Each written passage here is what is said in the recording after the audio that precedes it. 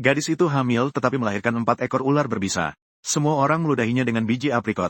Dia mencoba segala cara untuk membunuh mereka. Namun anak-anak ular semakin bergantung padanya. Akhirnya, gadis itu demi 2 potong kulit binatang yang murah. Menjual anak pertama dan kedua setelah itu. Anak-anak ular sangat kecewa pada ibu mereka. Ternyata betina buruk rupa ini benar-benar tidak mencintai mereka. Orang keempat bahkan dalam kemarahannya mendorongnya ke jurang. Ketika Xian terluka parah dan tidak sadarkan diri, di telinganya terdengar 2 suara anak-anak yang lembut dan imut. Wilayah, betina jahat itu tampaknya sudah mati. Mati ya sudah mati. Lagi pula, selama dia hidup, dia hanya akan menyiksa kita. Xian mendengarnya dan tiba-tiba membuka matanya. Dia melihat di depannya ada seorang anak dengan rambut putih dan satu lagi dengan rambut hijau. Xian tidak dapat mempercayai ledakan besar itu. Dia bahkan bisa selamat. Kemudian dia melihat kepada 2 anak itu dan bertanya, "Anak-anak, ini di mana?" Saat suaranya baru saja berhenti, terlihat anak-anak ular itu. Anak ular itu mundur ketakutan 1 langkah. Sementara yang berambut hijau itu langsung maju dan mencubit wajah Xian. Masih hidup.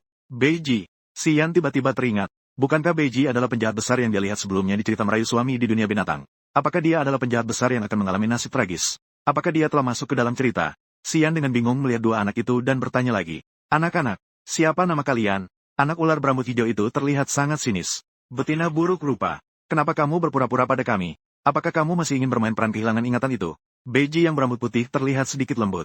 "Saya Bei Ling, saya dipanggil Bei Piao. Dia adalah Si King. Kamu adalah Xian." Seorang betina yang hitam, bau, kecil, dan lemah. Mendengar kata-kata ini, Xian tidak bisa menahan senyum pahit. Ternyata benar-benar masuk ke dalam buku. Dan bahkan menjadi ibu kandung dari 4 anak ular antagonis. Dalam novel aslinya, dia sepertinya sama sekali tidak menyukai manusia ular. Jadi, dia sering memukul dan memarahi keempat anaknya. Bahkan dia menjual 2 kulit binatang. Dia menjual yang sulung dan yang kedua kepada betina lain sebagai budak. Kemudian, kepribadian keempat antagonis itu semua berkaitan dengannya. Akhirnya, dia dipatahkan kakinya oleh yang bungsu. Dipatahkan tangannya oleh yang ketiga. Dibiarkan buta oleh yang kedua. Ditusuk jantungnya oleh yang sulung hingga meninggal. Saat itu, pikiran Xian berputar-putar. Ketika dia menerima kenyataan dan bangkit kembali, dia baru menyadari bahwa kedua anak ular itu sudah tidak ada. Saat itu, dia berada di sebuah gua. Tempat ini mungkin adalah rumah Xian dan anak-anaknya. Namun, gua ini sangat bau dan kotor. Di mana-mana penuh dengan kotoran, belum lagi. Dan sama sekali tidak ada ventilasi. Mangsa di dalam gua membusuk dan berbau. 2 kulit binatang yang tersisa dipenuhi dengan kotoran. Kemudian dia merasa gatal di wajahnya. Saat dia menggaruk, keluar sekepal besar tanah liat hitam. Benar-benar tidak bisa bertahan. Harus diketahui bahwa di kehidupan sebelumnya, dia adalah pengguna kemampuan dan ruang. Seorang dual pengguna kemampuan. Meskipun berada di dunia kiamat, dia tetap bisa bertahan hidup dengan pakaian bersih. Segera, Xian berdiri sambil bersandar di dinding. Dia mulai menguji apakah kemampuannya di akhir zaman masih ada. Dia memfokuskan pikirannya berusaha mengaktifkan kemampuan ruang. Dengan segala kekuatannya, dia berhasil membuka celah kecil di ruang. Segera dia menemukan selembar tisu basah antiseptik dari dalam. Dan juga sebuah belati perak, sebuah pemantik api dan sekantong garam. Setelah itu, ruang pun menutup otomatis. Dia ingin membukanya lagi, tampaknya sudah tidak bisa. Dia mengeluarkan tisu desinfektan yang mengandung alkohol. Dia mencuci lukanya sendiri, meskipun hanya melakukan desinfeksi sederhana. Lalu dia membuka telapak tangan kirinya dan memfokuskan pikirannya. Segera saja, energi hijau keluar dari telapak tangannya. Dengan susah payah, muncul sedikit demi sedikit. Dia berkeringat deras sambil melihat apa yang ada di tangannya. Sebuah rumput kecil yang dihasilkan. Akhirnya senyuman muncul di wajahnya. Setelah istirahat sejenak, Xian melihat ada ubi jalar mentah di depan pintu gua. Dia mengupas kulit ubi jalar dengan pisau perak. Setelah membuka mulut dan memakannya, ini sedikit membuat perutnya yang lapar terasa lebih baik. Keluar dari gua, dia melihat hutan yang lebat. Ini adalah pemandangan yang benar-benar tidak bisa dilihat di dunia akhir zaman yang terkontaminasi. Merasakan keindahan kehidupan. Dia tersenyum dengan penuh rasa syukur. Namun, saat dia menoleh untuk melihat ke belakang, gua yang dipenuhi dengan bau busuk. Wajahnya yang tersenyum seketika menjadi muram. Segera setelah itu, dia mencabut beberapa cabang pohon kering di luar gua. Dia mengikatnya bersama-sama untuk membuat sapu sederhana. Kembali ke gua, dia membersihkan semua kotoran dan yang lainnya. Saat itu, di luar cerah dan sinar matahari bersinar. Xian mengambil satu-satunya 2 lembar kulit binatang dibawa ke tepi sungai untuk dicuci. Kemudian digantung di pohon di luar rumah untuk dijemur. Setelah menyelesaikan semua itu, Xian merasa jauh lebih baik. 2,5 jam kemudian, perutnya mulai keroncongan lagi. Dia harus makan. Dan kedua anak antagonis itu juga harus makan. Sayangnya, di seluruh gua tidak ada makanan sama sekali. Untungnya, dia adalah pengguna kekuatan alam tipe kayu. Dia memiliki afinitas kuat terhadap tanaman. Mencari tanaman yang bisa dimakan adalah keahlian utamanya. Tidak lama kemudian, dia masuk ke dalam hutan dengan saksama. Dan benar saja, dia menemukan aroma ubi jalar tidak jauh. Hanya sedikit menggali dengan lembut. Maka ia berhasil mengeluarkan sekelompok kentang. Ia menaruh kentang itu di atas daun besar. Membawanya ke tepi aliran kecil untuk dibersihkan. Dia lalu membungkusnya dengan daun besar dan membawanya ke dalam gua. Begitu keluar dari gua, seorang manusia binatang memanggilnya. "Siang, tim berburu telah kembali. Mereka datang untuk mengambil daging." Nama suku ini adalah Desa Batu. Di dunia manusia binatang, jantan bisa berubah menjadi binatang. Mereka juga bisa berubah menjadi bentuk manusia. Mereka memiliki tubuh yang kuat dan kemampuan serangan yang hebat. Betina sangat lemah. Setelah dewasa, mereka hanya bisa dalam bentuk manusia dan tidak bisa berubah. Seiring berjalannya waktu, kelahiran betina semakin sulit. Rasio jantan dan betina hampir menjadi 1:1. Betina adalah anugerah dari dewa binatang. Mereka adalah objek yang diperjuangkan dan dilindungi oleh jantan. Jika manusia binatang jantan melukai manusia binatang betina, mereka akan menerima hukuman dari dewa binatang. Jadi, meskipun Xian sangat bau, hitam, malas, dan jahat, setiap hari, pejantan di suku pulang setelah berburu. Selalu meninggalkan beberapa potong daging untuk Xian. Oleh karena itu, selama bertahun-tahun tidak ada. Betina buruk rupa ini menarik perhatian para manusia ular jantan lainnya. Kecuali tanda ular di pinggangnya, yang melambangkan bahwa dia pernah memiliki pasangan manusia ular. Saat itu, yang memanggil Xian adalah seorang manusia serigala abu-abu, yang bernama Lang Feng, hanya mengenakan rok kulit binatang. Jadi, 9 otot perutnya sangat mencolok. Xian tidak bisa tidak menatapnya selama 2,5 detik. Pejantan di dunia binatang memang memanjakan mata. Kemudian dia mengambil sebuah potong daging yang sangat rapi dari Lang Feng. Saat hendak pergi, dia melihat Lang Feng membuang tulang dan organ dalam binatang buas keluar untuk dibuang. Ini adalah barang-barang yang bagus. Jadi, Xian segera maju untuk bertanya, apakah dia bisa membawa pulang beberapa tulang dan organ dalam? Dia sudah lama tidak menikmati sup tulang yang segar dan lezat. Hanya memikirkan itu sudah membuat air liur mengalir. Namun di suku manusia binatang, ini semua adalah hal yang sulit untuk ditelan. Karena itu, Lang Feng dengan murah hati memberikannya semua kepada Xian. Beberapa menit kemudian, Xian membawa barang-barang itu ke tepi aliran kecil untuk dicuci bersih. Kemudian dia membawanya pulang dan mengeluarkan pemantik untuk menyalakan api. Lalu dia mulai memotong sayuran dengan belati perak miliknya. Saat makanan dan sup sudah siap, langit perlahan-lahan mulai gelap. Namun, Si King dan Beiji yang kecil belum juga kembali. Meskipun perut Xian sudah berbunyi keroncongan. Namun, dia memutuskan untuk menunggu anak-anak ular kembali sebelum makan. Dia bersandar di dinding batu dan mulai mengingat alur cerita dunia ini. Berdasarkan penjelasan dari buku aslinya, pemilik asli, Xian, seharusnya telah melakukan banyak hal yang membuat murka rakyat. Keempat anaknya bisa dibilang sangat membencinya. Terutama karena dia ingin 2 kulit binatang. Setelah menjual anak pertama dan kedua, anak ketiga dan keempat tidak pernah menunjukkan wajah baik padanya lagi. Jadi, tadi kedua anak ular itu padanya memiliki alasan mengapa mereka bersikap dingin. Dengan cepat 2 jam berlalu lagi. Anak-anak ular masih belum kembali. Xian mulai merasa sedikit cemas. Jadi dia dengan tercong meninggalkan gua. Betina buruk rupa. Xian juga tidak akrab dengan hutan ini. Oleh karena itu, dia hanya bisa berjalan sambil memanggil nama kedua anak ular dengan suara keras. Untungnya, dia tidak mencari terlalu lama untuk kedua anaknya. Mereka keluar dari belakang pohon. Sejujurnya, Xian tidak takut kepada siapapun. Tapi sebenarnya, dia paling takut pada ular. Untungnya, kedua anak kecil sekarang adalah seperti anak manusia berusia 5 tahun. Saat ini, Si King jelas terlihat agak tidak sabar. Betina buruk rupa. Kenapa kamu berteriak? Xian mendengar itu merasa marah dan putus asa. Anak kelinci, pergi kemana? Aku sudah menyiapkan makanan dan menunggu kalian cukup lama.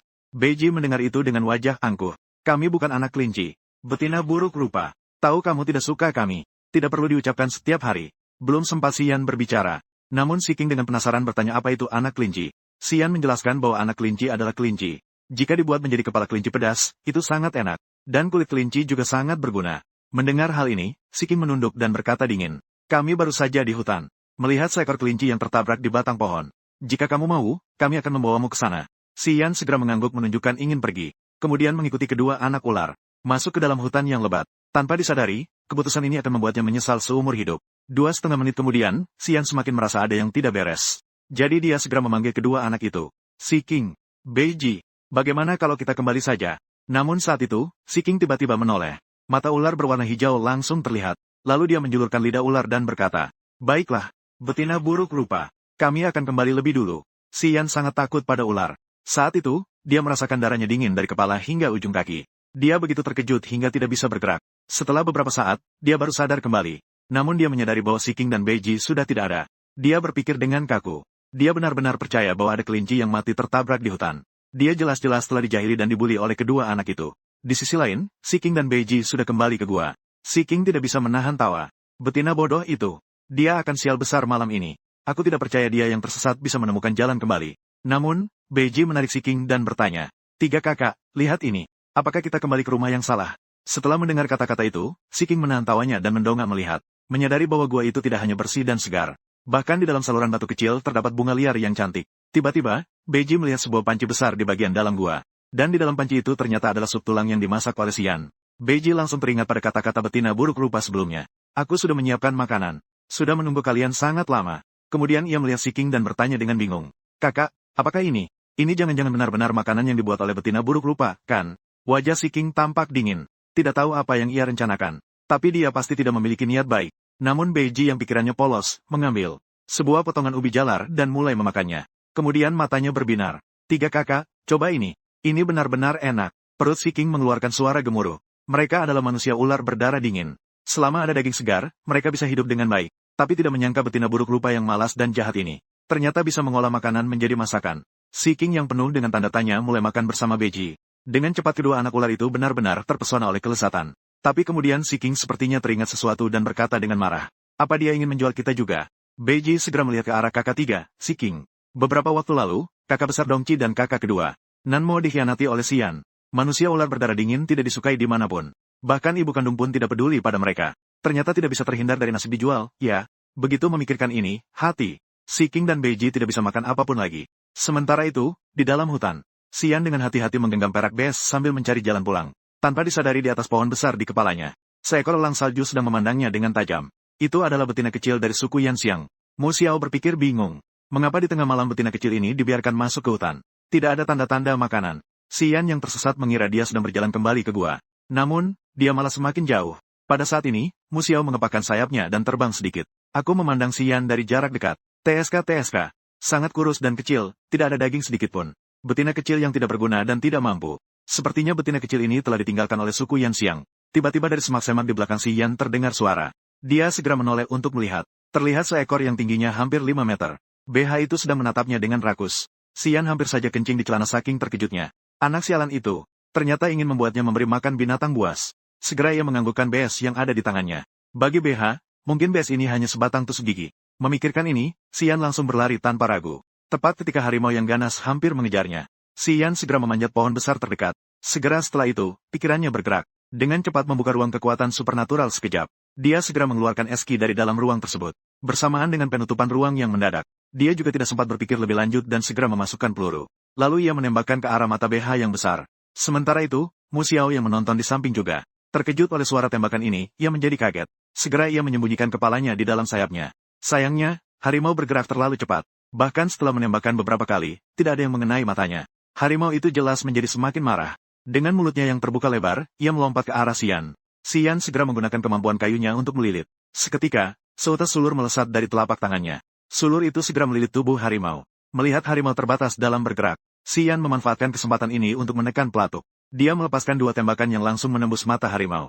Pada saat itu, dia kembali membuka ruang untuk dirinya sendiri. Dia mengeluarkan sebuah pisaunya, juga dikenal sebagai hujan darah. Dia segera menarik benang perak dengan cepat. Masing-masing melilit pada 2 cabang pohon yang kuat. Setelah menyiapkan jebakan, dia melihat BH besar sudah terlepas dari sulur dan mengejarnya. Xian melirik harimau dengan provokatif. Lalu dia mulai memanjat pohon. BH yang marah melompat ke arah pohon dengan kuat. Selanjutnya, garis-garis halus segera muncul di tubuhnya. Tetesan darah mengalir dari pisau itu. Matanya, lehernya, dan kaki-kakinya semua terluka parah. BH besar itu langsung menunjukkan ekspresi tidak percaya. Setelah kehilangan kekuatan dan keseimbangan, ia jatuh terjatuh ke tanah. Xian mengamati sejenak dan memastikan tidak ada masalah setelah itu.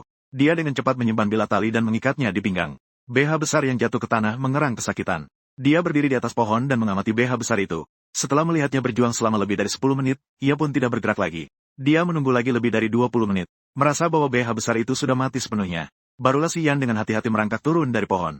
Kemudian dia mengambil BS. Dia menguliti kulit dan daging BH besar dari luka bilah tali. Tujuannya adalah untuk menyembunyikan keberadaan bilah tali. Sambil memotong, Xian berpikir dengan putus asa. Kekuatan bertarung di dunia binatang tampaknya tidak sesuai dengan apa yang dia pahami. Sebuah binatang buas bisa sekuat ini. Jadi, betapa hebatnya para manusia binatang jantan yang dengan mudah membunuh binatang buas. Para manusia binatang jantan pasti sangat kuat. Hidup di dunia binatang tampaknya tidaklah mudah. Setelah memotong selama setengah hari, semua jejak garis pemotong di tubuh BH hancur. Xian yang belum makan malam perutnya keroncongan. Dia mengumpulkan kayu bakar dari sekitar. Mengeluarkan korek api untuk menyalakannya. Mengambil ujung alat untuk menusuk daging BH. Menaburkan sedikit garam dan memanggangnya untuk dimakan. Mu Xiao yang sudah masuk secara diam-diam mengawasinya dari puncak pohon. Tak disangka, betina yang hitam dan kecil ini ternyata bisa membunuh binatang buas hutan. Harus tahu bahwa ini adalah makhluk yang bahkan tidak bisa dikalahkan oleh manusia binatang kristal hijau. Bahkan, saya belum pernah mendengar bahwa betina juga bisa berburu. Setelah mendekat, Mu Xiao menundukkan kepala untuk melihat betina kecil yang sedang dipanggang. Menghirup dengan hidungnya. Wanginya enak. Daging yang dipanggang oleh betina kecil tampaknya lebih harum dibandingkan daging panggang biasa. Xian benar-benar merasa lapar.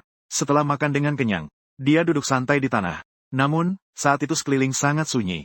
dia mulai curiga bahwa ada binatang buas yang lebih menakutkan di dekatnya. Jadi, dia segera bangkit dan melarikan diri. Setelah Yan pergi, Mu Xiao baru saja terbang turun dari pohon. Paruh elang yang tajam mengeruk BH. Dia mengamati luka fatal di tubuh BH. Setelah melihat luka yang sangat kecil, mata elang itu menyempit. Di dunia binatang, dia belum pernah melihat jenis luka seperti ini. Kemudian Mu Xiao berjalan ke sebelah api unggun. Dia mengambil daging panggang yang tidak dimakan Xian. Dia menelannya seluruhnya. Lalu matanya bersinar. Enak sekali. Di sisi lain, Xian berlari sampai hampir pagi. Akhirnya kembali ke gua. Tapi ketika melihat di sudut yang berpelukan, Siking dan Beiji yang sedang tertidur, hati Xian yang awalnya marah mulai tenang kembali. Dua anak nakal itu tidak kedinginan tidur di tanah. Xian berpura-pura marah. Bangun. Siking dan Beiji sudah mendengar suara sebelumnya. Hanya saja mereka malas memperhatikan dia. Betina buruk rupa itu pasti ketakutan setelah mereka menipunya di hutan semalam. Sekarang pasti kembali untuk memukul mereka. Lagi pula mereka sudah terbiasa dipukul. Selama tidak dipukuli sampai mati. Lalu apa yang bisa terjadi? Melihat itu, Xian kembali berbicara. Kenapa kalian tidak tidur di tempat tidur? Beiji mengira dia salah dengar. Rasanya seperti mendengar lelucon terbesar di dunia. Siking mendengus dan duduk. Betina buruk rupa, kau tidak pernah membiarkan kami tidur di tempat tidur. Apa kau sudah lupa? Xian berkata dengan marah. Siapa yang membuat kalian memanggil setiap orang dengan sebutan betina buruk rupa? Aku adalah ibu kandung kalian. Tapi ibu kembali ke ibu. Siking mendengar itu juga berteriak. Apakah kamu YB? Tong Yan menjadi semakin marah. Kalian semua adalah B. Jembatan Anda. Tinggalkan ibu kandung di hutan tengah malam. Aku bertemu dengan binatang buas malam tadi, tahu tidak? Aku hampir mati, kalian tahu tidak? Kalian memang baik. Biasanya bikin aku marah. Siking dan Beiji saling memandang. Awalnya mereka hanya ingin menakut-nakuti. Sebenarnya itu aman. Hanya saja Xian yang tersesat berlari ke zona berbahaya. Lagi pula Xian pasti tidak akan mengaku bahwa dia tersesat. Kemudian dengan tenang dia berkata, mulai hari ini kalian tidur bersama saya di tempat tidur. Beiji mendengar itu sangat senang. Karena gua yang dibersihkan dengan baik semalam. Dan di dalam gua ada api dan makanan. Beiji merasakan untuk pertama kalinya apa itu kehangatan. Dia berharap betina buruk rupa bisa berubah baik. Tapi di samping, Siking terlihat muram. Kemudian dia memeluk sisa daging kentang yang dimasak semalam. Dia tiba-tiba berlari keluar dari gua. Beiji yang melihatnya juga segera mengikuti. Perubahan yang tiba-tiba ini membuat Xian yang sangat lelah tidak sempat bereaksi. Dia segera bangkit untuk mengejar. Tetapi kedua anak ular itu sudah berlari jauh. Dia terlalu lelah dan tidak bisa mengejar. Akhirnya dia hanya bisa kembali ke rumah dengan marah. Dia meminum beberapa teguk sup yang tidak habis diminum oleh kedua anak ular. Kemudian dia juga memakan sedikit daging. Akhirnya dia terjatuh ke ranjang dan tertidur. Tidur di ranjang batu kulit binatang yang keras tidaklah nyaman. Tidak lama setelah itu, Xian bangun. Dia meregangkan tubuhnya. Dia memutuskan untuk menyelesaikan masalah kenyamanan ranjang terlebih dahulu. Tanaman di sebelah gua cukup subur. Jadi Xian sambil mencabut rumput, mengumpulkan banyak jerami. Setelah mengocok debu, dia menaruhnya di bawah sinar matahari untuk mengeringkan. Setelah dijemur, dia mulai mengepang jerami lagi. Tidak lama kemudian, alas jerami pun selesai dipangkas. Saat itulah Xian mendengar suara riuh di luar. Jadi, dia berlari keluar gua untuk memeriksa. Dia melihat di bawah pohon besar tidak jauh dari situ. Seorang betina besar yang tinggi sedang menaik Beiji dan Siking. Sepertinya di tanah juga tergeletak ubi jalar di mana-mana. Betina gemuk Xiong'Nai terlihat sangat marah. Manusia ular berdarah dingin yang tidak diinginkan. Dia keluar lagi untuk mencuri. Melihat itu, Xian buru-buru menghentikannya. Berhenti. Beraninya kau menyentuh anak-anakku. Xiong'Nai menatap Xian dengan bingung setelah mendengar kata-katanya. Xian memang dikenal sebagai betina buruk di suku. Dia malas dan jahat. Dia sama sekali tidak mempedulikan anak-anaknya. Kenapa hari ini begitu aneh? Sementara itu, Xian melihat Xiong'Nai masih belum melepaskan kedua anaknya. Tanpa berkata-kata, dia langsung melompat dan meraih rambut Xiong'Nai. Xiong'Nai merasa sakit di kulit kepalanya yang tertangkap sehingga hanya bisa melepaskan tangan. Siang, apakah kamu YB? Dua anak ular ini mencuri barang. Aku hanya membantu mengajarkan mereka pelajaran. Saat itu Siking yang akhirnya berhasil melepaskan diri. Dan Beiji segera berlari ke samping. Cepat-cepat mengambil ubi jalar. Segera, dia menjauh dari Xian dan Xiong'Nai. Melihat itu, sudut mulut Xian sedikit bergerak. Dia memutuskan untuk terlebih dahulu menyelesaikan masalah dengan betina gemuk yang mengganggu kedua anaknya. Maka dia menarik rambut Xiong'Nai dengan lebih kuat. Kenapa kamu mengganggu anak-anakku? Xiong'Nai tidak menyangka bahwa betina kecil yang kurus ini punya kekuatan sebesar itu. Segera Xian dan Xiong'Nai menjauh. Ayo bicara dengan baik. Mereka mencuri ubi jalarku. Mereka adalah pencuri barang. Ubi jalar sebenarnya adalah ubi merah. Xian melihat ubi jalar yang dibawa kedua anak ular dan bertanya. Anda mencuri buah merah milik orang lain. Wajah Siking menyiratkan sedikit penghinaan dan kemarahan. Sedangkan Beiji menundukkan kepala dengan penuh rasa tidak berdaya. Dulu, jika seseorang mengatakan mereka melakukan hal buruk, betina buruk rupa tidak pernah peduli dan hanya percaya pada orang luar. Ingin betina buruk rupa membantu mereka. Itu sama sekali tidak mungkin. Xian melihat situasi itu dan sudah memiliki jawaban di dalam hatinya. Menyatakan bahwa dua anak ular itu tidak mencuri ubi jalar. Namun, setelah mendengarnya, Xiong'Nai dipenuhi dengan kemarahan. Menyatakan bahwa ubi jalarnya diletakkan di atas daun besar di sana. Dia hanya pergi sebentar dan ketika kembali, itu sudah hilang. Namun, dia kebetulan melihat mereka membawa ubi jalar itu mendekat. Jika bukan mereka yang mencuri, lalu siapa yang mencuri? Mendengar kata-kata ini, Xian segera melepaskan Xiong'Nai, kemudian mendekati daun besar itu dan menyentuhnya. Lalu diam-diam menggunakan kemampuan elemen kayunya untuk merasakannya. Dia memang merasakan sedikit aroma ubi jalar.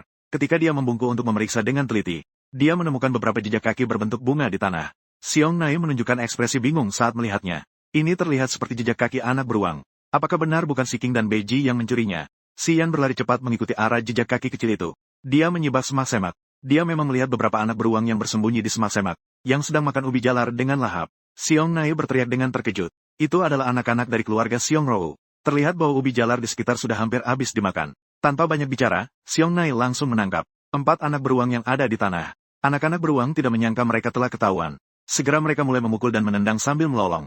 Sampai mereka berhadapan dengan tatapan tajam Xian. Akhirnya, dia pun takut dan diam. Saat itu, Siking dan Beiji masih berdiri jauh-jauh. Xian meminta Xiong'Nai untuk meminta maaf kepada kedua anak kecil itu. Namun, Xiong'Nai tidak menganggapnya serius. Dia menyatakan bahwa tidak ada yang perlu dimintakan maaf. Hanya seorang manusia ular berdarah dingin. Mereka juga bukan kali pertama mencuri barang. Siapa yang tahu apakah ubi jalar yang mereka pegang adalah hasil curian dari orang lain. Nada meremehkan Xiong'Nai membuat Xian merasa tidak nyaman. Dia menoleh untuk melihat kedua anaknya. Terlihat bahwa sudut bibir Siking dan Beiji menunjukkan rasa tidak berdaya. Mereka memicingkan bibir menjadi satu garis. Xian menatap Xiong'Nai dengan wajah yang mendadak gelap. Jika kamu tidak meminta maaf, aku akan memukulmu. Setelah mengatakannya, Xian benar-benar meluncur maju dan bertarung dengan Xiong'Nai. Meskipun Xiong'Nai secara fisik lebih besar dan kuat dari Xian. Namun entah kenapa, dia tidak bisa mengalahkan Xian. Beberapa ronde kemudian, Xian pun memukuli Xiong'Nai hingga wajahnya lebam. Penampilannya yang garang membuat keempat anak beruang di samping takut. Setelah memukuli, Xian menarik Xiong'Nai ke depan dua anaknya, meminta agar dia harus meminta maaf dengan tulus. Xiong'Nai tertekan hingga tak tahan. Dia cepat-cepat berteriak minta maaf. Lalu dia berbalik dan berlari pergi sambil menangis. Siking melihat Xian yang telah mengalahkan Xiong'Nai dan keempat anak beruang. Dia curiga bahwa betina buruk rupa itu hari ini sedang dirasuki. Namun Beiji menyatakan berharap Xian terus-menerus dirasuki juga baik. Beberapa menit kemudian, ketiga orang itu kembali ke gua. Dua anak itu sudah siap untuk dihukum. Namun, mereka melihat Xian di luar membawa tikar jerami yang baru dibuat masuk. Dia menyebarkannya di bawah kulit binatang. Dia mencoba dan merasa jauh lebih lembut. Selanjutnya, Xian mengaduk api di dalam rumah 2 kali lagi, agar api itu menyala kembali. Kemudian, dia memasukkan beberapa ubi jalar yang tersisa, atau yang juga dikenal sebagai kentang ke dalam api untuk dipanggang. Melihat itu, Siking berbisik kepada Beiji. Kapan betina buruk rupa ini menggunakan api suci? Karena api dianggap sangat suci oleh manusia binatang. Hanya kepala suku di suku Yanxiang yang memiliki api untuk menyalakan api. Sebagian besar manusia binatang di suku Yanxiang makan makanan mentah. Kemarin, Siking dan Beiji sudah memandang tumpukan api dengan penuh keraguan. Tapi mereka tidak berpikir lebih dalam tentang itu. Hari ini, melihat Xian menyalakan api dengan begitu, tampak mudah membuat mereka semakin bingung. Beiji menggelengkan kepala. Tidak tahu. Mungkin dia benar-benar kerasukan. Siking tiba-tiba mengernyitkan dahi. Apakah seseorang yang kerasukan bisa mengendalikan api suci? Sementara itu, Xian juga memanggang daging sisa kemarin. Lalu menaburkan garam dan merica di atasnya. Kemudian memanggil kedua anak ular itu untuk makan bersama. Namun kedua anak ular itu berjongkok di sudut dan tidak bergerak. Xian tahu bahwa merayu anak ular yang jahat bukanlah hal yang bisa dicapai dalam semalam. Jadi dia juga tidak terburu-buru. Setelah makan sedikit daging panggang, dia pergi seorang diri. Kedua anak ular itu saling memandang. Mereka tidak mengerti mengapa betina buruk rupa itu tidak memukul mereka lagi. Namun perut mereka sangat lapar. Maka mereka cepat-cepat maju untuk mengambil. Mereka mulai makan daging panggang dengan lahap. Di sisi lain, Xian mencari sebatang kayu besar. Dia menghabiskan banyak tenaga untuk menyeretnya kembali ke gua. Karena dia ingin membuat sebuah wadah untuk mandi. Tapi dia tidak seperti manusia serigala yang bisa berubah bentuk menjadi binatang dan menggali wadah dengan cakar. Meskipun dia memiliki sebuah belati perak, namun perak sebenarnya cukup lembut. Jika digunakan untuk menggali kayu, kemungkinan besar akan cepat rusak. Pada saat Xian kebingungan, Beiji tiba-tiba membuka suara. Bukankah kamu memiliki selai sisik ular? Tong Yan berkedip, ketika dia sedang merapikan rumah sebelumnya. Dia memang melihat selai sisik berwarna ungu. Xian benar-benar menemukannya setelah mencari-cari di dalam gua. Melihat sisik ular yang lebih besar dari telapak tangannya, Xian tiba-tiba berpikir, sisik ular ayah dari keempat anaknya sebesar ini. Lalu tubuh aslinya seharusnya sebesar apa? Kemudian Xian menggunakan sisik ular untuk menggaruk kayu. Terlihat bahwa kayu yang keras itu seperti tahu. Sangat mudah untuk dipotong. Sangat berguna. Xian tidak bisa menahan diri untuk berkata. Saat itu, Beiji mengeluh. Ayah binatangnya sangat tangguh. Sayangnya, kamu tidak mau dia. Xian melihat sisik ular itu setelah mendengar kata-kata itu. Ayah penjahat. Antagonis besar. Kekuatan tentu saja sangat tangguh. Namun itu tidak ada hubungannya dengan dia. Dia juga tidak berniat untuk benar-benar mencari pasangan binatang. Terlebih lagi, itu adalah ular yang paling dia takuti. Segera gunakan barang yang berguna. Xian memotong seperti memotong tahu. Kayu besar itu diasah, dipotong, dan diperbaiki. Tidak lama kemudian, dia berhasil membuat 2 ember kayu. Ember kecil digunakan untuk mengambil air. Ember besar digunakan untuk mandi. Setelah menyelesaikan semua ini, dia menyimpan sisik ular yang berharga, lebih berguna daripada mata pisau, dengan baik. Dia membawa ember ke tepi sungai untuk mengambil air. Lalu dia merebus air menggunakan panci batu. Dia bolak-balik beberapa kali. Dia mengisi ember mandi hingga setengah penuh. Kedua anak ular itu menatapnya.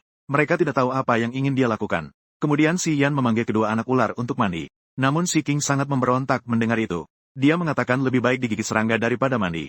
Bahkan si Yan mengatakan jika tidak mandi, dia tidak bisa makan. Dia tetap tidak mau mandi. Jika melihat Beiji, ia jauh lebih patuh. Setelah melepas rok kulit binatang yang usang itu, dia langsung melompat dengan malu-malu ke dalam tong kayu. Sampai 2,5 jam kemudian, setelah dicuci bersih, kulit Beiji yang lembut seperti susu. Melihat si Yan, ekspresinya sangat menggemaskan. Sementara itu, si King hanya menatap dengan tajam. Aku tidak tahu apa yang sedang kupikirkan. Saat Beiji bersiap untuk mengenakan rok kulit binatang yang usang, si Yan segera menghentikannya dan tidak membiarkannya mengenakan itu. Melihat hal itu, si King segera berlari dan marah. Betina jahat, berani-beraninya kau membuli Beiji. Apakah kau ingin menghina dia? Semua ini karena ular memiliki dua jenis kelamin. Manusia ular dewasa tidak merasa malu, dan merasa gagah dan berkuasa. Namun, manusia ular kecil sering dibuli karena hal ini. Si Yan segera mengetahui pikiran kedua anak ular itu. Jadi dia segera berkata, saya hanya berniat untuk mencuci kulit binatang kecilmu. Setelah mengatakannya, kedua tangannya masuk ke ketiak Beiji. Dia mengangkatnya dan menggunakan sepotong kulit binatang kecil untuk mengelap tangan Beiji. Lalu meletakkannya di atas tempat tidur kulit binatang. Di bawah tempat tidur kulit binatang sudah ada alas jerami yang empuk dan lembut. Kemudian si Yan mengambil selai kulit binatang besar lainnya dari rumah, dan menggunakannya sebagai selimut menutupi tubuh Beiji. Si King melihat Beiji ternyata berbaring di atas tempat tidur. Tiba-tiba merasa cemburu. Sementara itu, si Yan menyadari bahwa dirinya lebih kotor. Jadi dia mencari beberapa daun besar untuk menutupi pintu gua, lalu memanfaatkan air yang sudah digunakan oleh Beiji untuk mencuci dirinya sendiri. Selama itu, kedua anak ular dengan sadar memalingkan kepala dan membelakangi tidak mau melihatnya. Ketika lumpur tebal dibersihkan, kulit si Yan ternyata sewarna susu seperti Beiji. Dua anak ular itu tidak pernah menyangka. Betina buruk rupa yang tersembunyi di bawah kotoran ternyata begitu cantik. Si Yan mencuci kulit binatang milik Beiji dan miliknya. Setelah mencucinya dengan air hingga bersih, dia kemudian bersiap-siap untuk keluar dari gua dan membuang air kotor, menggantung kulit binatang untuk mengeringkannya. Saat itu, si King tiba-tiba menghalangi jalannya. Jangan keluar. Beiji yang ada di atas tempat tidur juga ikut bersuara keras. Ibu, kau akan mengalami masalah jika pergi keluar. Si Yan berdiri di tempat dengan penuh tanda tanya mendengar kata-kata itu. Si King mengejek. Betina buruk rupa, kau lupa. Di suku Yan Xiang terdapat lebih dari 200 manusia binatang jantan. Namun, manusia binatang betina hanya ada 17. Jika kau keluar sekarang, akan banyak jantan yang ingin mengawanimu. Si Yan merasa seperti disambar petir mendengar situasi itu. Dia tiba-tiba teringat saat dirinya pergi untuk mengambil daging sebelumnya. Hanya melihat manusia binatang jantan dan tidak melihat manusia binatang betina. Dia merasa sedikit bersemangat memikirkan 9 otot perut itu. Tapi sekarang dia tidak ingin menikah dengan pasangan binatang. Namun sebelum si Yan sempat berbicara, si King tiba-tiba merampas kulit binatang dari tangannya, lalu berlari keluar gua untuk menjemurnya. Si Yan tiba-tiba merasa bahwa dia tidak seharusnya mandi. Daripada terjebak dalam bahaya dikelilingi oleh manusia binatang jantan, lebih baik kotor seperti ini. Setelah menghela napas, dia mengambil cermin kecil dari ruangnya. Dia melihat dirinya melalui cermin kecil. Penampilannya ternyata mirip dengan dirinya di kehidupan sebelumnya. Segera dia mengeluarkan foundation dan pensil eyeliner coklat dari kosmetiknya. Dia mulai mengoleskan ke wajahnya, hingga wajahnya berubah menjadi wajah berjerawat gelap. Beiji terus menatapnya. Dia bingung dari mana asalnya benda aneh tentang betina buruk rupa ini. Setelah si Yan selesai menggunakan pensil eyeliner, dia menyimpannya kembali ke ruangnya. Lalu dia berpaling untuk bertanya kepada Beiji. Lihat, sekarang aku bisa pergi, kan? Beiji dengan mata bulatnya menatapnya. Kemudian, wajah kecilnya sedikit memerah dan mengangguk. Gua si Yan terletak di sudut yang sangat terpencil di dalam suku. Jadi, saat keluar, dia tidak menemui bisman lainnya. Dia membawa pulang sebuah batu. Dia mengukir batu besar itu menjadi sebuah guci menggunakan sisik ular. Dia juga mengukir sepotong batu lain menjadi penutup. Mengukir batu lebih merepotkan dibandingkan kayu. Sore itu, si Yan tidak bisa melakukan hal lain selain ini. Dia tidak bisa melakukan hal lain. Kemudian, dia pergi ke sungai untuk mengambil air. Dia mengambil sepotong kain non-woven untuk membalut dari ruangannya. Digunakan untuk menyaring kotoran dari air sungai. Lalu, dia menuangkan air ke dalam guci dan menutupnya. Setelah seharian sibuk, di rumah sudah tidak ada makanan lain yang bisa dimakan. Si Yan melihat dua anak ular yang membawa ubi jalar dan bertanya, apakah kita bisa makan ubi jalar ini? Si King hanya menggigit bibirnya dan tidak berkata apa-apa. Beiji tidak langsung menjawab, melainkan bertanya, betina buruk rupa, sejak kamu datang ke dunia ini, kenapa kamu tidak curiga jika ubi jalar kami dicuri? Si Yan mendengar hal itu langsung menunjukkan wajah yang tulus. Aku percaya padamu, dan saya tidak akan membiarkan anak ular saya dibuli oleh orang lain. Setelah si Yan berkata demikian, dia kembali marah dan berkata, dan aku sudah bilang berkali-kali, jangan panggil aku betina buruk rupa, panggil aku ibu. Di samping, si King melihatnya dengan penuh penghinaan. Sementara Beiji ragu sejenak sebelum mulai berbicara. Ia memanggil ibu. Si King terkejut dan menatap Beiji dengan tatapan tidak percaya. Dalam hati, ia mencatat pengkhianat ini. Namun, Si King juga menyadari bahwa sejak kemarin, betina di depannya tampaknya telah berubah. Menjadi seperti ibu lembut yang selalu dia impikan. Meskipun mungkin dia telah terpesona, dia juga berharap betina itu bisa tetap seperti ini. Xian akhirnya mendengar Beiji memanggil ibu. Dia sangat senang, dia mengangkat Beiji, lalu menarik pipinya yang lembut. Beiji terkejut, pipinya ditarik tetapi tidak terlalu sakit. Ibu, ubi jalar itu adalah hasil galianku dan Si King. Itu bisa dimakan. Kalimat ini bisa dianggap sebagai penjelasan untuk pertanyaannya sebelumnya. Xian tersenyum senang mendengar itu. Kalau begitu, saya akan mencuci ubi jalarnya, supaya bisa kalian makan. Setengah jam kemudian, Xian dan Beiji mulai makan. Hanya Si King yang duduk sangat jauh. Meskipun Xian memanggilnya untuk makan, dia tetap menjawab dengan ketidakpuasan. Kamu sudah bilang aku tidak boleh makan. Xian segera memberikan jalan keluar. Saya hanya berbohong. Ayo cepat datang dan makan. Saat itu juga, perut Si King menggeram. Setelah itu, dia baru berjalan dengan canggung. Saya menggali buah merah. Tong Yan mengangguk. Kamu yang menggali. Kamu bisa makan. Si King mengecup bibirnya. Lalu ia mengambil ubi jalar dan mulai memakannya dengan rakus. Tak lama kemudian, langit sudah gelap. Setelah kedua anak kecil itu kenyang, mereka tetap seperti biasa bersiap untuk tidur di sudut gua. Xian melihat ini dan hatinya terasa berdebar. Ia segera menyuruh mereka untuk tidur di tempat tidur. Lalu Xian berjongkok dan langsung mengangkat Beiji. Ia meletakkan si kecil yang menggemaskan itu di atas tempat tidur. Kemudian ia mencoba bersabar untuk memeluk Si King. Namun Si King berjuang dengan keras. Ia bersikeras tidak mau dipeluk oleh Xian. Ia mengancam bahkan jika mati kedinginan, ia tidak akan tidur di tempat tidur. Xian benar-benar ingin memukul anak itu. Namun akhirnya ia tetap menahan diri. Ia membiarkan Si King tidur di lantai dan tidak mengurusi dia lagi. Setelah ia naik ke tempat tidur, ia menutupkan selimut pada Beiji. Lalu ia tidur dengan nyenyak. Mata manusia ular itu sangat baik. Meskipun malam hari tidak ada cahaya, tetap bisa melihat dengan jelas. Beiji memutar kepala melihat Xian yang tidur di sampingnya. Menghirup baunya. Harumnya sangat enak. Kasurnya juga sangat lembut. Dia belum pernah tidur senyaman ini sebelumnya. Perasaan hangat menyebar di dalam hatinya. Meskipun ibunya sekarang berbohong padanya. Meskipun dia akan dijual keesokan harinya. Saat ini, dia tetap merasa bahagia. Si King menatap Beiji dengan marah. Pengkhianat berani mendekati betina buruk rupa. Ini membuatnya sangat marah. Dia dengan emosional membalikkan badannya. Membelakangi mereka. Di tengah malam, Xian terbangun sekali. Dia menutupi dirinya dan keluar untuk buang air kecil. Setelah kembali, dia melihat Si King di dalam gua dengan terang bulan. Tanpa disadari, kedua anak ular ini sudah bangun. Tong Yan menatap Si King dengan tatapan kosong selama beberapa saat. Si King sangat tegang karena tatapan Tong Yan. Betina jahat ini menatapnya seperti ini di tengah malam. Apa sebenarnya yang dia inginkan? Namun Tong Yan tiba-tiba tertawa kecil. Kedua anak ini memang sedikit nakal. Terutama Si King yang seperti landak. Tapi saat tidur, dia cukup imut. Suara tawa Tong Yan membuat Si King bingung. Dia berpura-pura tidur. Bahkan dia tidak berani bergerak. Seorang ibu, Tong Yan, sedikit membungkuk. Dengan hati-hati, dia mengangkat Si King dengan lembut. Merasakan gerakan Tong Yan, jantung Si King berdebar kencang. Apakah dia ingin melemparkannya? Si King merasa sangat sedih dalam hatinya. Namun selanjutnya, Tong Yan membawanya ke tempat tidur. Menyadari bahwa SC terjadi, hati Si King merasa terkejut. Ini tidak bisa. Dia tidak mandi, tubuhnya penuh lumpur. Ranjangnya begitu bersih. Bagaimana dia bisa SC? Dalam hati Si King, semuanya terasa berantakan. Tidak lama kemudian, dia merasakan kehangatan dan kelembutan. Kemudian dia melihat betina tidur di sampingnya. Si King terkejut dan tidak berani bergerak. Segera tiba pagi-pagi sekali keesokan harinya. Seorang ibu, Xian adalah yang terakhir bangun. Ketika dia bangun, kedua anak-anaknya sudah tidak ada. Dia keluar mencari sekeliling tetapi hanya menemukan Beiji. Dari mulutnya, dia mengetahui bahwa Si King pergi mandi di sungai.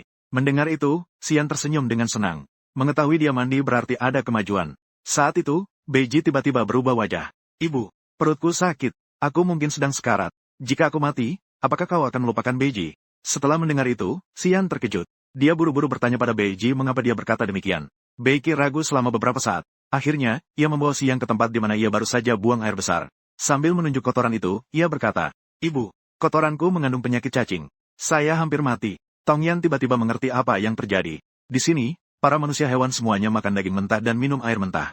Oleh karena itu, meledaknya cacing di tubuh manusia hewan tampaknya juga sangat umum. Segera, Xian menarik Beiji untuk mencari dukun. Tapi Beiji menggelengkan kepala, menandakan bahwa itu tidak ada gunanya. Jika manusia hewan jantan bisa berlatih hingga kekuatan kristal hijau, maka mereka tidak akan takut pada penyakit cacing. Namun jika mereka terkena penyakit cacing lebih awal, dan tidak sempat menjadi manusia hewan kristal hijau, maka mereka akan sangat mudah mati. Terutama anak-anak, binatang. Ini adalah pengetahuan umum di benua binatang buas. Dan pada saat itu, Si King kembali setelah mandi. Mengetahui bahwa Beiji terkena penyakit cacing juga membuatnya terkejut. Kemudian, 3 orang dalam keluarga itu segera berjalan menuju pusat suku. Sepanjang perjalanan, banyak manusia hewan melihat kepada mereka. Bahkan beberapa manusia hewan jantan menunjukkan ekspresi terkejut. Tak disangka, Tong Yan yang dulunya hitam dan jelek, kini kulitnya telah menjadi bersih dan bercahaya. Meskipun wajahnya berbintik, ia tetap terlihat jelek. Namun, ia telah membersihkan dirinya. Itu juga sangat menarik. Bahkan beberapa jantan sudah mulai merasakan ketertarikan. Di sisi lain, Tongyan membawa kedua anaknya untuk menemui dukun. Dukun dari suku Yanxiang adalah seekor betina tua. Bernama Mei Wen. Ia adalah manusia hewan betina dari rusa berbintik yang berasal dari luar. Setelah Mei Wen mengetahui bahwa Beiji memiliki penyakit cacing, ia juga menyesal mengatakan bahwa penyakit ini tidak bisa ia sembuhkan. Ia hanya bisa pulang dan menunggu ajal. Tongyan menggigit bibirnya dan menoleh ke arah Beiji.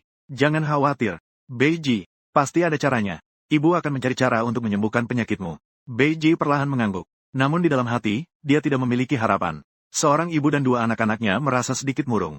Meninggalkan gua Mei Wen. Saat melewati pusat suku, tiba-tiba muncul seekor manusia hewan jantan setinggi 2 meter.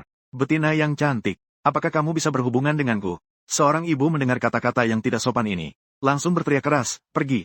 Lalu dia menarik Beiji dan Siking untuk cepat kembali ke gua. Di siang hari yang terang benderang, seseorang keluar mencarinya untuk berhubungan. Sikap jantan di dunia hewan benar-benar sangat menakutkan. Beiji menoleh untuk melihat. Jantan yang baru saja tiba-tiba muncul meminta jodoh kepada ibunya. Sepertinya adalah pejuang pertama dari suku Yanxiang, Taeson. Siking mendengar dan sedikit merapatkan bibirnya. Tidak mungkin. Pasti matamu salah lihat. Siking tiba-tiba memikirkan bahwa di masa depan mungkin akan memiliki ayah tiri kedua, ketiga, keempat, dan kelima. Dan entah kenapa hatinya mulai terasa tidak enak. Duduk di dalam gua, Tongyan melihat anak-anak yang putus asa dengan sedikit dahi berkerut. Di masanya, penyakit cacing ini sudah lama teratasi. Dan dia samar-samar ingat bahwa dulu dia pernah melihat tanaman yang bisa mengusir cacing. Sampai 2,5 jam kemudian, dia akhirnya ingat bahwa itu adalah biji labu. Tetapi tiba-tiba teringat bahwa dunia binatang buas ini mungkin tidak memiliki labu. Tongyan menenangkan diri dan bertanya kepada kedua anak-anak, apakah mereka pernah melihat tanaman seperti ini? Sambil berkata, dia mengambil sebatang ranting dan mulai menggambar di tanah. Siking melihat dan mengernyitkan dahi. Di hilir sungai kecil, saya pernah melihat ini. Tongyan sangat senang mendengar hal itu. Beberapa menit kemudian, ketiga orang itu tiba di tepi sungai kecil. Dan ternyata, mereka menemukan labu. Ada satu yang sudah matang. Yang lainnya masih hijau. Tongyan sangat senang. Segera memindahkan labu yang sudah matang ke dalam gua. Tongyan membelah labu dan mengeluarkan biji labu. Kemudian mencuci biji labu hingga bersih. Lalu mengeringkannya dan menggilingnya menjadi serbuk. Setelah itu, mencampurkannya dengan air dan memberikannya kepada Beiji. Beiji tidak ragu dan langsung meminumnya. Kemudian, Tongyan membuat 2 mangkuk lagi. Mangkuk itu diberikan kepada Siking. Dan 1 mangkuk ia minum sendiri. Kemudian Tongyan berkata dengan serius. Tidak lama lagi, kita semua akan mengalami sakit perut. Ketika buang air besar, kita akan mengeluarkan banyak cacing. Ini adalah fenomena normal, jangan takut. Selama waktu ini, kita minum semangkuk ini setiap hari. Dalam beberapa hari, semuanya akan baik-baik saja. Setelah mengatakan itu, Tongyan pergi untuk mengupas labu. Dan juga membawakan organ dalam binatang buas yang sebelumnya didapat untuk dibersihkan. Dia berencana memberikan itu kepada anak-anak malam ini. Labu dan hati binatang buas sudah dinetralkan racunnya. Tak lama kemudian, Tongyan merasa perutnya sakit. Tidak hanya dia. Bahkan Siking dan Beiji juga merasakan sakit perut. Mereka berdua jongkok di semak-semak dan buang air besar banyak. Beiji menarik yang paling banyak. Dia sedikit lemah, tapi matanya bersinar. Obat ibu tampaknya efektif. Apakah itu berarti dia tidak akan mati? Bahkan Siking merasa tidak percaya. Tidak menyangka bahwa betina jahat itu ternyata adalah dukun tersembunyi. Tongyan membawakan air. Di dalam gua, dia mencuci pantat anak-anak. Kali ini bahkan Siking tidak begitu menolak dia. Setelah bersih, Tongyan bersiap untuk keluar. Memindahkan labu ke halaman. Dia awalnya ingin membiarkan Beiji beristirahat di rumah. Tapi Bei menginginkan untuk melihat dia memindahkan labu. Dia pun terpaksa membawa kedua anak itu. Beberapa menit kemudian, dia dengan hati-hati mengangkat labu. Dengan akarnya, dia mulai menggali. Kemudian memeluk batang labu yang besar. Dan berjalan menuju gua dengan labu yang sudah berbuah. Di perjalanan, mereka bertemu banyak jantan. Manusia hewan tertawa dan menggoda mereka. Namun, Siking dan Beiji tidak tertawa. Mereka memegang XSZB. Benda ini bisa mengusir cacing. Ini adalah ramuan dukun yang langka. Jantan-jantan bodoh ini tidak mengerti. Setelah membawanya kembali, Xian berada di gua. Mencari tanah subur di dekatnya. Menggali lubang dan menanam labu di situ. Siking berjongkok di dekat labu dan berkata, apakah ini benar-benar bisa hidup? Apakah ini bisa hidup dengan cara ini? Orang lain belum tentu bisa menanamnya. Tapi aku yakin bisa. Xian sangat percaya diri. Dia membersihkan rumput liar di samping labu. Lalu meletakkan kedua tangannya di tanah di samping labu. Siking dan Beiji seketika membuka mata lebar-lebar. Mereka melihat ada sedikit cahaya hijau di tangan betina. Kemudian labu ini tampak lebih segar dengan kasat mata. Labu hijau juga tumbuh dengan cepat. Bahkan beberapa labu besar sudah mulai berubah menjadi merah. Tongyan melihat labu terbesar dan tersenyum. Labu ini mungkin sudah bisa dimakan besok. Beiji membuka mulutnya dengan terkejut melihat Tongyan. Kekuatan ibu sangatlah kuat. Dia juga bisa mengendalikan tanaman. Apakah ibu seorang pendeta? Tongyan berpura-pura misterius dan bersuara, ini adalah rahasia ibu. Ibu hanya memberitahu kalian. Harus merahasiakan ini untuk ibu, ya. Siking dan Beiji merasa ini pasti merupakan hal yang sangat penting. Mereka semua mengangguk serius. Ketika malam tiba, Tongyan membuat labu tumis daging dan hati binatang liar kering. Rasa kedua hidangan ini benar-benar enak. Si King dan Beiji sepenuhnya terpesona oleh kelezatan. Mereka tidak bisa berhenti makan. Setelah selesai makan, Si King sedikit khawatir apakah ada yang akan mencuri labu. Itu adalah ramuan dukun yang berharga. Apakah benar-benar aman meletakkannya di luar? Sambil berkata, dia hendak pergi menjaga labu di luar gua. Melihat hal itu, Tongyan segera tersenyum dan menghentikannya. Tidak apa-apa. Saya sudah menangani banyak benih. Bahkan jika dicuri, saya masih bisa menanamnya lagi. Sambil berbicara, dia juga melihat ke samping. Kentang dan ubi jalar yang sudah bertunas. Dia segera memotong bagian yang sudah bertunas. Bersiap-siap untuk menanamnya di tanah sekitar pagi nanti. Saat malam sudah larut, Tongyan memanggil kedua anak untuk tidur. Beiji sangat kooperatif. Dia dengan senang hati merayap ke dalam selimut. Namun Si King tetap berdiri di sana tanpa bergerak. Lalu seorang ibu dari dua anak ular itu bertanya, Si King, apakah kamu bisa tidur di tempat tidur? Mendengar itu, Si King menjawab dengan bibir rapat. Saya tidak tidur di tempat tidur. Tongyan tidak akan memanjakan anak setelah mendengar itu. Tidak tidur ya, tidak tidur. Kau tidurlah di tanah saja. Akhirnya, Si King hanya bisa marah dan berpeluk dalam sudut tanah untuk tidur. Dia sebenarnya ingat malam tadi di tempat tidur. Kelembutan dan kenyamanan saat tidur. Dalam hatinya mulai ada sedikit penyesalan. Dengan cepat malam mulai memasuki paruh kedua. Si Yan tetap turun dari tempat tidur dan memeluk Si King ke atas tempat tidur. Anak-anak yang sedang tidur itu tetap sangat menggemaskan. Keesokan paginya cuaca cerah. Si Yan terbangun dengan sedikit terkejut. Dua anak itu ternyata dengan baik menunggu di gua sampai dia terbangun. Setelah sarapan, Si Yan menggunakan sisik ular untuk mengukir kayu menjadi beberapa skop sederhana. Masing-masing dari dua anak itu mendapatkan satu. Mengikutinya untuk bekerja di dekat gua. Mengolah tanah di sana.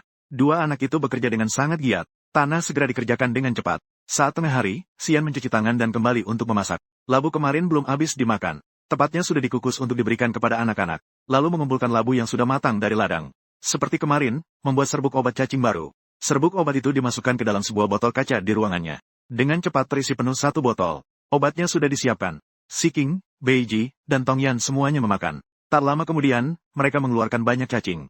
Namun jauh lebih baik dibandingkan hari sebelumnya. Tongyan dengan tegas menyatakan, setelah makan cacing lagi selama 2 hari, penyakit cacing akan hilang. Beiji, mendengar itu, wajahnya terlihat bersemangat. Mengetahui bahwa dia tidak akan mati. Dia mengangguk berat. Namun tak lama kemudian dia tiba-tiba maju dan bertanya, Ibu, bisakah kamu memberiku sedikit obat lagi? Apa yang kamu butuhkan sebanyak itu? Begitu selesai berbicara, Si Yan menyadari apa yang ingin dilakukan kedua anak itu. Mengingat kembali hari kedua setelah dia datang ke sini. Dua anak-anak itu memeluk daging kentang. Mereka berlari keluar dari gua dengan cepat. Awalnya mengira mereka mengambilnya untuk dimakan sendiri. Tapi sekarang sepertinya tidak begitu. Datanglah, datanglah. Ular keberuntungan episode ketiga, dia datang. Di episode sebelumnya, jelas bahwa Beiji meminum obat bubuk labu untuk cacing. Namun, dia masih ingin mencari Tongyan untuk mendapatkan 2 porsi lagi. Namun, sebelum Beiji bisa menjelaskan, Tongyan lebih dulu datang. Dia segera mencari beberapa daun bersih untuk membungkus bubuk obat. Kemudian dia menyerahkannya kepada Beiji. Setiap hari dibungkus. 1 bungkus setiap hari. Cukup diseduh dengan air untuk diminum. Beiji mengangguk. Aku tahu, Ibu. Apakah saya bisa mengambil sedikit labu lagi? Mendengar itu, Tongyan mengambil selembar daun besar. Tunggu sebentar. Kemudian membungkus sepotong labu kukus yang besar. Agar Beiji membawanya bersama. Si King dan Beiji mengangguk. Dua anak kecil itu pun berlari keluar. Tongyan melihat ke arah anak-anak yang pergi. Menghela napas pelan-pelan. Di dalam gua yang terbuka, terlihat 5 atau 6. Si King dan Beiji melewati satu demi satu gua. Dari dalam gua terdengar suara yang tak tertahankan. Saat melewati, di dalam gua yang terbuka dapat terlihat 5 atau 6. Jantan dan 1 betina. Suku Yanxiang hanya memiliki 17 betina. Hampir setiap gua betina memiliki pemandangan yang spektakuler seperti ini. Hanya gua seorang ibu dari 2 anak ular yang berbeda. Tidak ada jantan. Dari segi ini, seorang ibu dari 2 anak ular ternyata lebih baik dibandingkan betina lainnya. Setelah Si King dan Beiji melewati beberapa gua, akhirnya mereka sampai di gua Xiangrou. Sebelum Dongqi dan Nanmo dijual oleh betina jahat menggunakan 2 kulit binatang ke Xiangrou. Xiangrou adalah betina yang memiliki lebih dari 10 jantan. Namun, dia hanya melahirkan 1 kelompok anak-anak, yaitu 4 anak beruang yang mencuri dari Xiangnai beberapa hari lalu. 4 anak beruang dari buah tanah merah. Xiangrou tidak suka pada manusia hewan ular berdarah dingin. Bahkan senang untuk mengintimidasi mereka. Dia menukarkan Dongqi dan Nanmo dengan 2 kulit binatang. Hanya untuk mengintimidasi mereka. Xiangrou hampir tidak memberi mereka makanan. Dia juga memaksa mereka bekerja setiap hari. Mereka bahkan tidak punya waktu untuk mencari makanan sendiri. Sering kelaparan. Tidak memiliki hak. Hidup dalam keadaan yang lebih buruk dari mati. Jika bukan karena bantuan dari Si King dan Beiji, mereka mungkin sudah mati kelaparan. Dongqi dan Nanmo dijual. Lebih membenci Si Yan, betina jahat ini dibandingkan Si King dan Beiji. Segera, keempat saudara itu bertemu secara diam-diam. Beiji memberi penjelasan singkat tentang obat cacing kepada kedua saudaranya. Si King menyeduh secangkir bubuk obat untuk Dongqi menggunakan mangkuk kelapa. Namun, Dongqi langsung mengernyitkan dahi. Dengan sedikit rasa merendahkan dan menolak. Ini benar-benar obat dari betina jahat. Si King berdiri di samping dengan acuh tak acuh. Dia sangat jelas mengingat. Hari ketika kakak, Dongqi dan Nanmo, dijual oleh betina jahat. Bagaimana Dongqi memohon kepada Tongyan untuk tidak menjualnya. Nanmo yang tidak bisa berbicara. Air mata yang mengalir deras. Tapi tidak peduli seberapa mereka merintih. Betina jahat itu tetap menjual mereka. Dia ingat patah hati Dongqi dan Nanmo. Dia juga ingat kesedihan saat dia dan Beiji melihat pemandangan itu. Beiji jelas juga mengingat hari itu. Hatinya sedikit bergetar. Dia menggigit bibirnya dengan lembut dan berkata, "Kakak, obat ini sudah saya dan kakak 3 minum. Memang efektif." Dongqi dengan wajah dingin menolak obat itu ke samping. "Saya tidak minum." Beiji dengan gugup mengangkat obat itu. "Kakak, percayalah padaku. Obat ini benar-benar berguna. Setelah diminum akan mengeluarkan banyak cacing. Lalu perutnya tidak begitu sakit lagi. Aku dan kakak ketiga sudah memakannya." "Benar. Aku tahu kamu membenci betina itu. Tapi obat ini bisa menyelamatkan nyawa. Tulis, tolong bantu saya untuk berbicara." Dongqi dengan dingin berkata. Beiji pergi. "Saya tidak mau barang apapun dari betina jahat itu." Sementara itu, Nanmo di samping tampak semakin dingin. Dia menundukkan matanya. Dia menjepit bibirnya. Tidak tahu apakah itu karena saat Tongyan melahirkan mereka. Karena tubuhnya yang tidak begitu baik. Yang kedua, Nanmo sudah mengalami beberapa masalah kesehatan sejak lahir.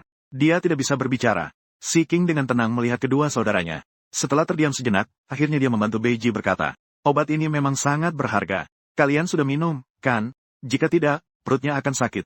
Namun, sikap Dongqi dan Nanmo terhadap obat cacing sangat tegas. Tidak peduli seberapa banyak Beiji dan Si King mencoba membujuk, mereka tidak bisa terpengaruh. Beiji sangat putus asa dan terpaksa menyerah. Segera dia mengeluarkan labu. Kali ini, agar Dong dan Nanmo menerimanya. Dia dengan sengaja berbohong. "Kakak pertama dan kedua. Makanan ini tidak ada hubungannya dengan betina yang jahat. Silakan kalian makan." Mendengar kata-kata ini, Dongqi dan Nanmo yang sangat lapar melahap makanan dengan rakus. Labu yang dikukus memiliki sedikit rasa manis. Dongqi dan Nanmo ditaklukkan oleh kelezatan. Makan hingga tidak tersisa. "Enak," Dongqi berkata sambil tersenyum. "Sudah terlalu lama tidak makan. Ini benar-benar enak." Ekspresi mata Nanmo penuh semangat. Beiji dengan penuh rasa cemas berkata, "Kakak, tanganmu patah. Apakah betina jahat itu, Xiangrou, masih menyuruh kalian bekerja?" Dongqi menjawab dengan dingin. "Pasangan Xiangrou bilang bahwa kami berburu lain kali." Si King langsung marah sampai melompat. "Kalian masih hanya anak-anak. Kenapa kalian harus pergi berburu?" Dongqi dan Nanmo mengerutkan bibir mereka. Datar dan meremehkan. "Hanya karena kami adalah anak-anak manusia hewan ular. Mereka bahkan bilang ingin mengirim kami untuk menarik binatang buas." Wajah Si King dan Beiji langsung berubah murung.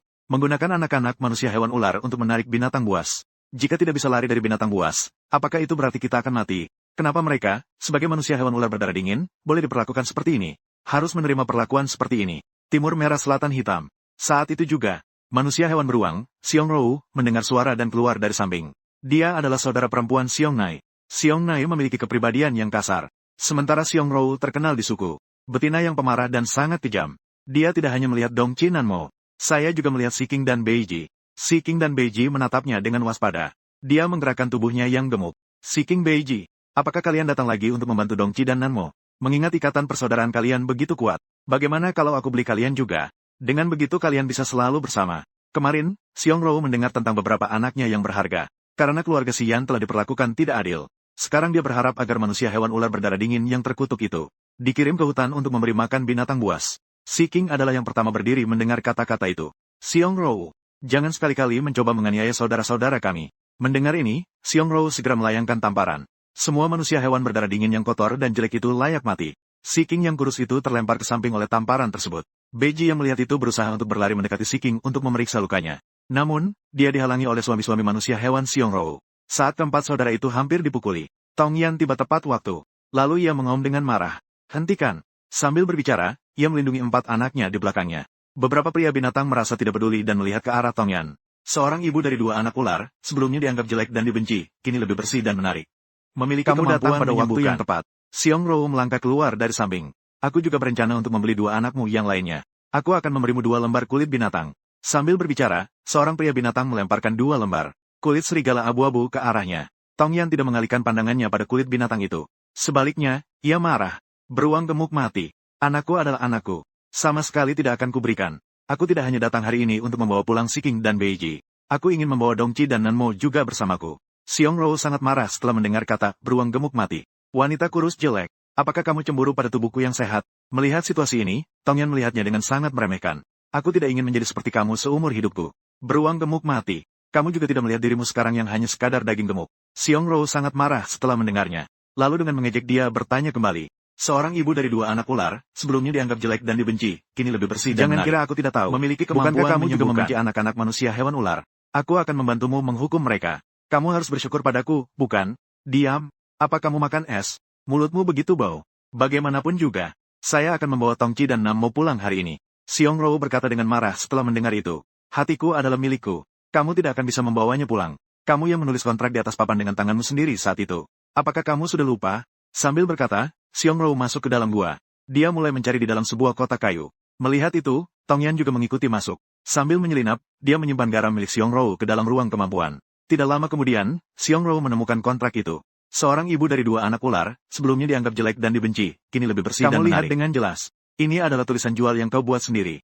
Ini adalah bukti dari anak-anak, binatang, untukku. Tong Yan berkata dengan nada santai setelah mendengar itu. Saya lihat dulu. Sambil berbicara dia mengambil papan kontrak itu. Segera menggunakan kemampuan kayu dengan diam-diam. Mengubah teks yang diukir di atas. Kemudian Tong Yan baru tersenyum sambil berkata, Xiong Rou, apa kamu tidak melihat dengan jelas? Aku jelas-jelas menandatangani kontrak kerja pada awalnya. Hanya setuju untuk meminjam Dongqi dan Nanmo selama 10 hari. Untuk mendapatkan 2 kulit binatang. Tapi kamu membiarkan mereka bekerja untukmu selama beberapa bulan tanpa bayar. Xiong Rou, apa kamu tidak seharusnya memberikan saya kompensasi? Xiong Rou langsung marah mendengar itu. Ini tidak mungkin. Kemudian dengan cepat merebut papan dari tangan Tong Yan. Ketika dia melihat jelas tulisan di atasnya, rasanya otaknya tidak cukup untuk memikirkan itu. Tidak mungkin. Bagaimana mungkin ini? Ini jelas adalah kontrak budak. Tong Yang, saya tahu sekarang. Apakah kamu yang melakukan ini? Xiong Rou sangat marah. Dia segera memecahkan papan kayu itu menjadi serpihan. Melihat hal itu, hati Tong Yan tidak bisa lebih bahagia. Baiklah jika hancur. Jika hancur, semuanya akan lebih mudah. Pada saat itu, Xiong Rou tiba-tiba berkata dengan marah. Seorang ibu dari dua anak ular, sebelumnya dianggap jelek dan dibenci, kini lebih bersih dan menarik. Memiliki seorang ibu dari dua anak ular, sebelumnya dianggap jelek dan dibenci, kini lebih bersih dan menarik. Aku akan menidurimu. Memiliki kemampuan. Baru saja dia selesai berbicara. Belasan suami Xiong Rou langsung menyerang. Dengan wajah menyeramkan seolah-olah ingin merobek Tong Yan. Tong Yan melihatnya dan mundur beberapa langkah. Tangannya meraba ke pinggangnya. Dia belum pernah bertarung dengan jantan di benua binatang buas. Dia tidak bisa lengah. Pada saat-saat krusial itu, seorang pemuda tampan tiba-tiba muncul. Apa yang sedang kamu lakukan? Telah muncul, telah muncul. Pemuda tampan berusia 80 tahun akhirnya muncul. Melihat hal itu, Tong Yan segera menoleh untuk melihat. Terlihat kepala desa berdiri di pintu gua dengan marah memandang semua orang. Ekspresi Xiong Rou sangat berlebihan. Kepala desa, si Yan adalah monster. Saya menyuruh para suami binatang untuk mengajarinya. Itu juga demi kebaikan desa. Kepala desa tidak menjawab setelah mendengar perkataan itu. Sebaliknya, ia menanyakan apa yang terjadi pada Tong Yan. Tong Yan dengan tenang mulai menjelaskan. Mengatakan bahwa sebelumnya ia telah menandatangani. Ini adalah kontrak kerja antara Dongqi dan Nanmo. Namun Xiong Rou malah bilang itu adalah untuk dimakan. Berhayal bahwa dengan 2 kulit binatang dia bisa merebut anak-anak saya. Saya sekarang meminta kembali anak-anak saya darinya. Tapi dia ingin mengingkari janji. Bahkan dia memerintahkan para suaminya untuk menindas saya. Kepala desa, kamu juga tahu saya tidak memiliki suami. Sangat mudah untuk dibuli. Tong Yan juga sangat mengagumi kemampuannya untuk membalikkan fakta. Xiong Rou sangat marah setelah mendengar itu. Menggigit gigi, napasnya pun tidak lancar. Kamu. Dia ingin membantah tetapi tidak bisa berkata-kata. Kepala desa menatap Xiong Rou beberapa lama sebelum bertanya. Kenapa kamu tidak mengembalikan anak-anak, binatang? Seorang ibu dari 2 anak ular itu. Xiong Rou merasa sangat tertekan. Panjang. Seorang ibu dari 2 anak ular itu sudah mengambil 2 kulit binatang dariku. Kedua anak, binatang, ini adalah milikku. Aku tidak ingin mengembalikannya. Seorang ibu dari 2 anak ular itu dan aku jelas-jelas menandatangani perjanjian makan. Itu bukan kontrak kerja. Kepala desa mendengarnya dengan serius. Isret dan Souting adalah anak-anak, binatang. Seorang ibu dari 2 anak ular itu setelah semua. Xiong Rou berkata dengan cemas. Tapi mereka adalah anak-anak, binatang, manusia hewan ular. Kepala desa, kamu tahu bahwa pasangan pertamaku yang paling aku cintai adalah manusia hewan ular. Kepala desa melihat niat jahat di mata Xiong Rou. Dia menghela napas. Xiong Rou, masalah pasanganmu tidak ada hubungannya dengan kedua anak, binatang, ini. Suku kami masih mendukung betina merawat anak-anak, binatang. Bagaimanapun juga, kembalikanlah anak-anak, binatang, itu padanya. Xiong Rou menggigit giginya dan baru saja ingin menyerah. Tiba-tiba, seorang pejantan dari Xiong Rou berteriak keras. Betina pemimpin. Garam kami hilang. Di benua binatang buas, garam adalah barang penting yang sangat langka. Meskipun pejantan dewasa bisa memenuhi kebutuhan garam mereka dengan meminum darah, tetapi betina dan anak-anak yang baru lahir memerlukan garam yang harus dimakan langsung. Xiong Rou sendiri sudah memerlukan banyak garam untuk dimakan. Sekarang ada beberapa anak beruang kecil. Garam yang diperlukan jadi lebih banyak. Setelah susah payah mengumpulkan sedikit garam, dalam sekejap semuanya lenyap. Ini adalah pukulan besar bagi keluarga yang berada di gua ini. Xiong Rou hampir langsung memandang tajam kepada Tong Yan. Pencuri. Kepala desa, seorang ibu dari 2 anak ular adalah pencuri. Dia mencuri garam dari rumah kami. Tong Yan berpikir bahwa dia sedikit sial. Tapi tidak apa-apa. Dunia ini tidak ada yang tahu tentang keberadaan ruang. Kemudian Tong Yan tertawa dingin beberapa kali. Xiong Rou, penuduh perlu memiliki bukti. Jika tidak, kamu berarti mencemarkan nama baik. Lagi pula, bagaimana jika betina di rumahmu yang mencuri? Xiong Rou langsung berubah menjadi beruang gemuk yang marah setelah mendengar itu. Saya katakan padamu, betina saya sangat setia padaku. Salah satu di antara mereka tidak ada. Mungkin melakukan hal yang mengkhianatiku. Xian mendengar itu dan tersenyum sinis. Itu tidak benar. Lagi pula, betina di rumahmu lebih banyak. Kamu juga tidak melahirkan anak-anak untuk mereka semua. Mungkin ada yang tidak terima. Xiong Rou marah sampai keningnya berdenyut. Dia berbalik dan berkata pada kepala desa. Kepala desa, Anda periksa tubuhnya. Garam kami pasti ada di tubuhnya. Xian tersenyum sambil memiringkan kepala. Kenapa saya harus memeriksa kamu? Pada saat yang sama, keempat anak itu melihat Xian. Mereka menyadari bahwa ibu mereka tampaknya benar-benar berubah. Tidak hanya menjadi lebih fasih, bahkan belajar untuk curang dan licik. Tapi kali ini Xiong Rou benar-benar marah. Menolak untuk mencari berarti merasa bersalah. Tong Yan mendengar ini dengan senyum sinis di wajahnya. Saya bisa membiarkan orang mencari. Namun jika tidak ada pada saya, itu adalah fitnah. Jadi menurut aturan suku, fitnah terhadap orang harus mendapatkan hukuman, bukan? Kepala desa. Mendengar kata-kata ini, kepala desa mengangguk dengan serius. Menyatakan bahwa dia bisa menjadi saksi. Sekarang hanya perlu mencari pada tubuh Tong Yan untuk membuktikan ketidakbersalahannya. Jika itu adalah fitnah, Xiong Rou harus membayar Tong Yan 2 kulit binatang lagi, dan meminta maaf kepada keluarganya. Begitu ucapan itu selesai, Dukun Mei Wen lewat di tempat ini. Sebagai betina, dia cocok untuk mencari pada tubuh Tong Yan. Jadi Mei Wen mencari pada Tong Yan dengan teliti selama 2,5 menit, namun tidak menemukan apa-apa. Melihat hal ini, mata Xiong Rou melotot lebar. Ini tidak mungkin. Tong Yan berkata sambil tersenyum. Xiong Rou, lebih baik kamu periksa saja jantanmu sendiri. Mungkin itu dilakukan oleh jantanmu sendiri. Saya hanya ingin mengingatkanmu dengan niat baik. Kenapa kamu tidak percaya? Xiong Rou mendengarnya dan berkata dengan acuh tak acuh. Tong Yang, semuanya adalah perbuatanmu. Itu adalah tindakanmu, kan? Tong Yan mengangkat 2 jari. Kamu telah kalah taruhan 2 kulit binatang. Apakah aku yang memilih atau kamu yang memberikan sendiri? Keluarga Xiong Rou memiliki banyak jantan. Pasti tidak ada yang terpakai dari beberapa kulit binatang, kan? Kepala desa juga melihat ke arah Xiong Rou saat itu. Mencurigai bahwa Xiong Rou kini ingin bermain curang. Xiong Rou menggigit gigi dengan marah. Tong Yang, jangan berlebihan. Aku masih bisa membayar 2 kulit binatang. Setelah mengatakannya, dia mengambil 2 kulit binatang di dalam gua. Kulit binatang itu diberikan ke tangan Tong Yan. Segera Tong Yan keluar dari gua bersama 4 anak-anaknya. Hanya menyisakan suara sumpah serapah Xiong Rou yang marah. Tong Yang, aku tahu itu adalah perbuatanmu. Kau tunggu saja. Aku pasti akan menemukan bukti. Namun saat itu, dukun itu mendekat dan berkata kepada seorang ibu.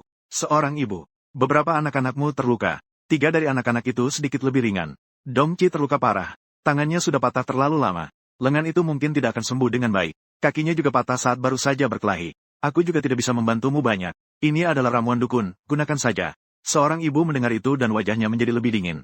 Terima kasih, dukun. Ini 2 kulit binatang yang aku ambil dari Xiong Rou untukmu.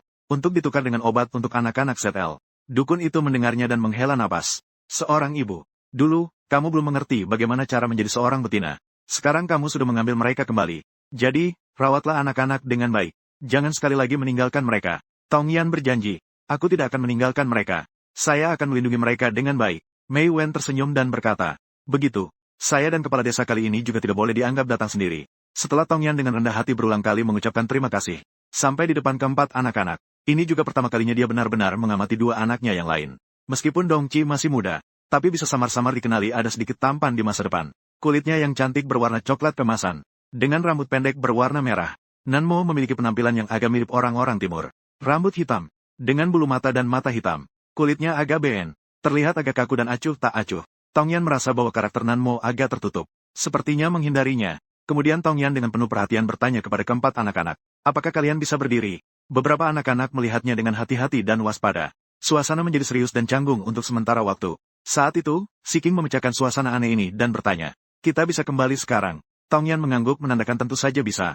Namun, setelah beberapa langkah, keempat anak-anak itu berhenti. Karena Dong Qi sekarang wajahnya pucat dan berkeringat karena rasa sakit. Melihat keadaan tersebut, Tong Yan perlahan-lahan berjongkok. Dengan hati-hati mengangkat Dong Qi secara horizontal. Kemudian berjongkok lagi dan berkata kepada Nanmo.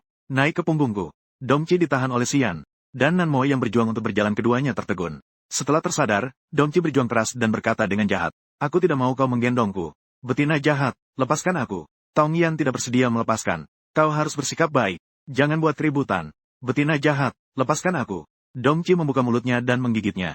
Bertarung dengan Xiong Rou tidak terluka sedikitpun. Begitu baru selesai, malah terkena dirinya sendiri. Anak-anaknya menggigitnya meninggalkan 2 baris bekas gigitan. Tong Yan sangat marah. memberikan pukulan keras di pantatnya.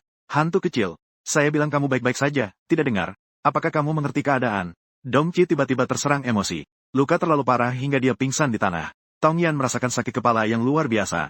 Ternyata, masalah dengan Xiong Rou bukan yang paling sulit diatasi. Yang paling sulit diatasi adalah beberapa anak di rumah. Si Yan harus menggendong Nanmo. Wajah kecil Nanmo terlihat sangat berhati-hati.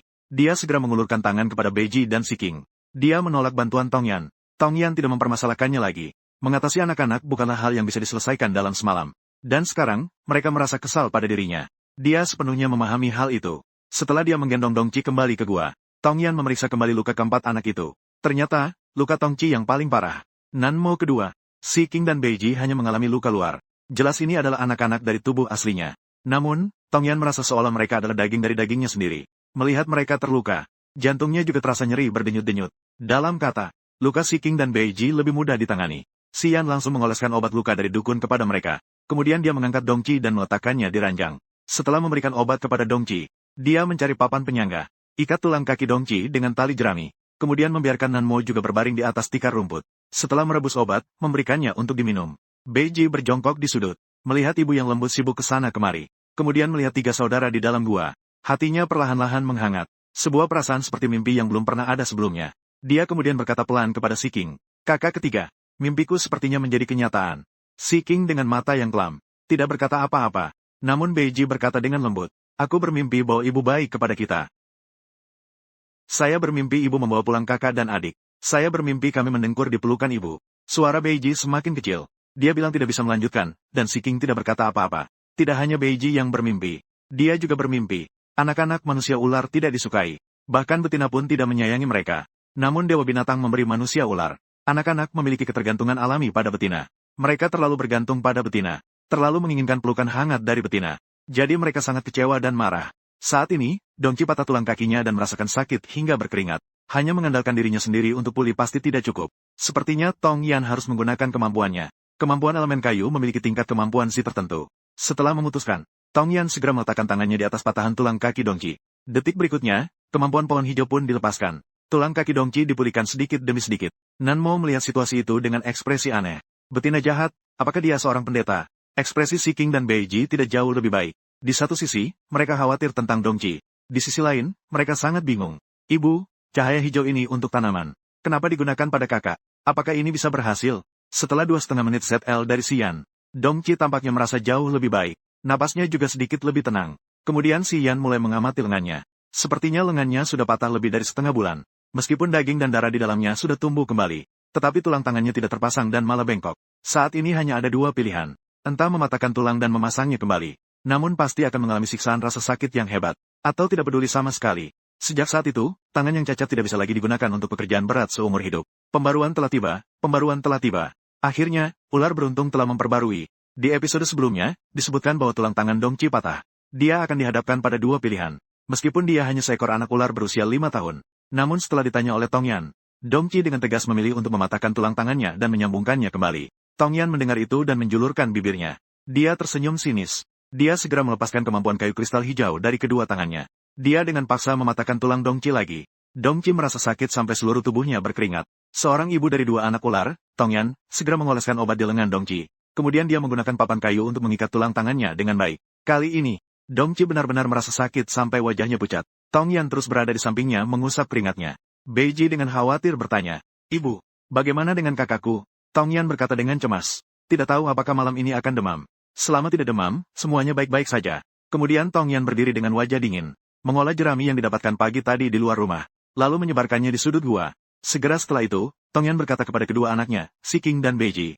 Anak ketiga dan keempat. Sekarang di rumah kita tidak ada kulit binatang. Anak pertama dan kedua perlu tidur di tempat tidur malam ini. Kalian berdua hanya bisa tidur di sini malam ini. Si King dan Beiji tidak terlalu peduli tentang hal itu. Setelah mengamati Dongqi selama setengah hari, Beiji bertanya, Ibu, apakah masih ada yang bisa saya bantu? Tong Yan mengangguk. Bantu ibu merebus sedikit air. Si Yan memasak sup ubi jalar. Anak pertama Tong Yan, Si King, dan anak kedua Tong Yan, Beiji, sudah memakan makanan mereka. Seorang ibu dari dua anak ular, Tong Yan memberi makan kepada anak ular, Nanmo. Lalu memberinya sedikit demi sedikit kepada Dongqi. Setelah selesai makan sup ubi jalar, Dongqi masih berkeringat dingin seluruh tubuhnya. Tong Yan membantunya mengelap seluruh tubuh dengan air hangat berulang kali. Biarkan dia tetap kering. Si King dan Beiji tertidur di atas jerami. Beiji melihat Tong Yan yang terlihat bingung memandangnya. Tongyan bersandar di tepi tempat tidur. Jika lelah, berbaringlah. Lalu bangkit untuk mengelap keringat Dongqi. Coba periksa suhu tubuhnya. Satu malam akhirnya berlalu. Untungnya, fisik manusia hewan sangat baik. Dongqi tidak mengalami demam tinggi. Setelah periode berbahaya telah berlalu, Tongyan yang lelah dengan sembarangan mencari tempat dan langsung tertidur. Saat dia bangun, Xian mencium aroma yang manis. Dia duduk dan melihat Beiji sedang memanggang ubi jalar dan memasak sup ubi jalar. Persis seperti yang dia buat sebelumnya. Beiji melihat Tongyan yang terlihat bingung memandangnya. Anak kecil yang imut tersenyum manis. Dia menyajikan semangkuk sup ubi jalar untuk Tongyan. Ibu, makan. Xian mengambil sup ubi jalar. Dia juga tersenyum kecil kepada Beiji. Tepat sekali, mulutku kering dan haus. Memegang sup ubi jalar, langsung diminum. Sekarang jam berapa? Xian Jianyanmen. Beiji menjawab. Sudah siang sore. Seorang ibu dari dua anak ular bertanya. Melihat Nanmo terbaring di atas tikar rumput dengan matanya terbuka menatapnya. Juga melihat Dongqi yang sudah terlelap dengan nyenyak di sana. Tongyan akhirnya punya waktu untuk berhenti sejenak. Mengamati kedua anaknya dengan baik. Aslinya memang adalah anak-anak yang begitu cantik. Bagaimana bisa tega untuk menjual mereka? Tidak tahu apakah dia merasa tidak nyaman diperhatikan. Nanmo membalikkan punggungnya. Seorang ibu dari dua anak ular, Tongyan, bertanya kepadanya. Dalam kata, apa kamu sudah merasa lebih baik? Nanmo tampak terkejut. Dia langsung meluncur masuk ke dalam gua. Bersembunyi di belakang sebuah batu besar. Melihat ketidaknyamanan anak-anak, Tongyan masih merasa sedikit terpuruk. Aslinya telah menjual dua anak. Di mata kedua anak itu, semua penderitaan mereka disebabkan olehnya. Dia tidak bisa menyalahkan mereka. Tongyan menyeka keringat Dongqi lagi. Dia mencoba memeriksa suhu dahinya lagi. Setelah memastikan tidak ada masalah, dia pun bangkit. Kepala desa terkejut dan segera maju. Dongqi perlahan membuka matanya yang kosong. Dia menggigit bibirnya. Air mata berputar di pelupuk matanya. Di sisi lain, di rumah kecil kepala suku desa Yanxiang, manusia hewan serigala hitam dengan bekas luka di wajahnya berlutut dengan satu lutut. Serius dan mendesak. Kepala suku terkejut dan segera maju. Tidak baik. Api suci di desa telah padam. Kepala desa terkejut dan segera maju ke depan. Tai Dong, apa yang kamu katakan? Tai Dong menundukkan kepalanya. Pria besar itu malah sedikit bergetar. Kepala suku mundur dua langkah dengan goyah. Api suci telah padam. Kepala desa terhuyung-huyung dua langkah ke belakang. Dukun Mei Wen menolongnya. Kepala suku berbicara sendiri. Api suci telah padam. Desa kita akan hancur. Api di benua binatang buas. Itu adalah keberadaan yang agung dan suci. Beberapa waktu yang lalu, kepala desa dengan hati-hati dari kota binatang buas membawa kembali biji api suci, dan mempelajari cara menggunakan api dengan tepat. Sejak saat itu, hanya kepala desa yang tahu cara mengendalikan api di suku. Diturunkan dari generasi ke generasi. Di suku Yanxiang, selain kepala desa tidak ada. Manusia hewan lainnya tidak dapat mengendalikan api. Bahkan kepala desa hanya bisa meminjam api dari api suci sesekali. Dengan sangat hati-hati, api suci adalah semangat yang abadi di hati suku Yanxiang. Itu adalah suatu keharusan untuk bertahan hidup. Kepala desa bergumam kepada Mei Wen dan Tai Shen. Ketika saya meminjam api suci dari kota binatang buas, pemuka besar kota binatang buas telah meramalkan. Api suci suku Yanxiang menjaga suku tetap hidup. Ketika api suku Yanxiang padam, jika tidak bisa dinyalakan kembali dalam satu hari, suku itu akan dihancurkan. Kepala desa seolah-olah tiba-tiba menjadi lebih tua. Kulit wajahnya sedikit bergetar. Tapi suku kami, tidak ada manusia hewan yang bisa menyalakan api. Tyson berbisik. Dalam satu periode, pergi pulang ke kota binatang buas untuk mengambil api suci. Kepala suku menggeleng mendengar itu. Sudah terlambat. Ketika Tongyan kembali dari hutan kecil di belakang gunung, ia mendengar serangkaian suara lolongan serigala. Lolongan serigala yang mendesak seperti suara panggilan, membuat Tongyan merasa sedikit tidak nyaman. Ia segera berlari kembali ke guanya, mencari beberapa anak-anak di dalam gua. Setelah Tongyan melihat sekeliling, ia tidak melihat Dongqi dan bertanya dengan bingung. Dongqi, anak itu, Dongqi, baru saja pulih dan belum beberapa hari. Meskipun Tongyan juga menyadari bahwa anak itu memiliki daya pemulihan yang kuat, namun sekarang ia masih tidak bisa bergerak. Nanmo masih bersembunyi di belakang batu. Si King memiliki wajah yang dingin. Beiji dengan ceria maju ke depan. Ia mengangkat wajahnya yang mungil dan berkata dengan suara lucu. Ibu, kakak tidak ada. Tongyan melihat sekeliling. Tidak melihat tanda-tanda perjuangan. Dia merasakan kemarahan di dalam hatinya. Bahkan dengan tangan dan kaki patah, dia tetap ingin meninggalkanku. Sungguh anakku yang baik. Beiji segera menghibur Tongyan. Ibu, kakak tidak seperti ini. Dia pasti tidak ingin meninggalkan kami. Tongyan membelai kepala kecilnya dengan lembut. Sebenarnya, dia bisa merasakan kebencian Dongqi padanya. Dia tidak bisa mengendalikan semua anak-anak. Jika dia ingin pergi, dia juga tidak bisa menghentikannya. Tapi sekarang tidak bisa. Tongyan berkata dengan wajah dingin. Tangan dan kaki Dongqi baru diperbaiki selama 3 hari. Jika bergerak sekarang, takutnya benar-benar akan rusak. Nanmo belum sembuh dengan baik dan terus beristirahat di rumah. Si King Bei, kalian bertanggung jawab untuk membawanya kembali padaku. Beiji segera mengangguk. Baiklah, ibu. Si King terlihat datar. Ditarik oleh Beiji, dia berjalan keluar. Tunggu sebentar. Seorang ibu itu berteriak. Apa yang terjadi dengan suara serigala di luar? Beiji berbalik dan menatap Xian dengan wajah kecilnya. Ibu, api suci di suku Yanxiang padam. Kepala desa memerintahkan untuk memanggil jantan yang sedang berburu di luar kembali. Semua orang mencari cara untuk menyalakan api suci. Begitu membahas ini, ketiga anak itu serentak menatap Xian. Mereka tahu bahwa Xian memiliki kemampuan untuk menyalakan api. Dia bisa menyalakan api suci. Tapi ini adalah masalah yang terlalu besar. Jadi mereka tidak akan membicarakannya di luar. Seorang ibu dari dua anak ular, Tongyan, tertegun sejenak. Api suci. Beiji menduga bahwa Xian tidak mengerti. Jadi dia menjelaskan. Orc di dalam suku tidak bisa menyalakan api. Api suci adalah satu-satunya sumber api di suku Yanxiang. Biasanya, itu adalah para pejuang suku Yanxiang. Mereka dijaga tanpa henti. Untuk menjaga agar api tersebut tidak padam selamanya. Faktanya, di suku, hanya ada saat-saat penting yang membutuhkan untuk meminta api suci. Satu-satunya sumber api. Tongyan tiba-tiba menyadari sendiri. Peradaban zaman ini, belum sampai pada titik di mana kita bisa memiliki api jika kita menginginkannya. Di suku hanya ada satu sumber api. Hanya saat membutuhkan api kita bisa pergi untuk mengambilnya. Dan sekarang sumber api itu sudah padam. Tongyan melihat wajah kecil ketiga anak-anak itu dan berkata, biarkan mereka menangani urusan suku itu sendiri. Mari kita cari Dongqi terlebih dahulu. Si King menatap wajahnya sejenak dengan ekspresi kesal. Beiji mengangguk ke arah Tongyan, menarik Si King dan pergi. Tongyan menghela napas dengan putus asa. Berdasarkan penolakan Dongqi terhadapnya, dia pasti tidak akan bisa menemukan Dongqi sendiri. Biarkan anak-anak itu mencoba mencarinya terlebih dahulu. Tongyan tiba-tiba teringat saat pertama kali datang ke dunia ini. Dia juga mencari Si King dan Beiji setiap hari. Ini benar-benar membesarkan sekawanan anak-anak yang tidak tahu terima kasih. Apa sebenarnya ini? Seorang ibu mulai diam-diam merapikan gua. Suara serigala di luar terus terdengar. Suara itu membuat suasana tegang. Xiong Nai berlari dengan napas terengah-engah ke depan gua dan berteriak. Seorang ibu dari dua anak ular, Tongyan, meletakkan sapunya. Apa yang sedang kamu lakukan? Kepala desa memanggil semua orang untuk berkumpul. Betina juga harus pergi. Seorang ibu dari dua anak ular, Tongyan meletakkan sapu di tangannya. Dia melirik ke arah Nanmo yang bersembunyi. Dia mengikuti Xiong Nai keluar dari gua. Di luar gua sangat ramai. Kabar tentang matinya api suci menyebar ke seluruh suku Yanxiang. Suasana di suku sangat muram. Xiong Nai berkata pelan. Api suci adalah jiwa dan semangat semua orang. Setelah api suci mati, suku akan menuju kepunahan. Tongyan tersenyum tanpa daya. Api hanyalah sebuah alat pada akhirnya. Xiong Nai merasa marah dan panik. Apa yang kamu bicarakan ini? Api adalah sesuatu yang paling suci. Tongyan Xian, apa kamu sekarang sudah gila dan tidak waras? Tongyan hanya bisa melihatnya dengan putus asa. Kemudian mereka sampai di tempat berkumpulnya manusia hewan di suku Yanxiang. Di suku Yanxiang terdapat lebih dari 400 manusia hewan jantan. Saat ini mereka sudah sampai di universitas. Manusia hewan jantan lainnya juga datang satu persatu. Ada 87 manusia hewan betina. Hampir setiap dari mereka dikelilingi oleh manusia hewan jantan. Bahkan Xiong Nai pun. Begitu sampai, dia langsung dikelilingi oleh beberapa manusia hewan jantan. Tongyan juga bisa membedakan bahwa itu adalah manusia hewan jantan milik Xiong Nai. Tongyan berdiri di sana sendirian. Sebagai seorang betina, dia terlihat sangat istimewa. Kepala desa melihat ke arah manusia hewan serigala perak di sampingnya. Mengikuti tatapan manusia hewan serigala perak itu, dia juga melihat ke arah Tongyan. Dia bertanya dengan suara pelan kepada Tyson. Tyson, apakah kamu ingin bersama Tongyan?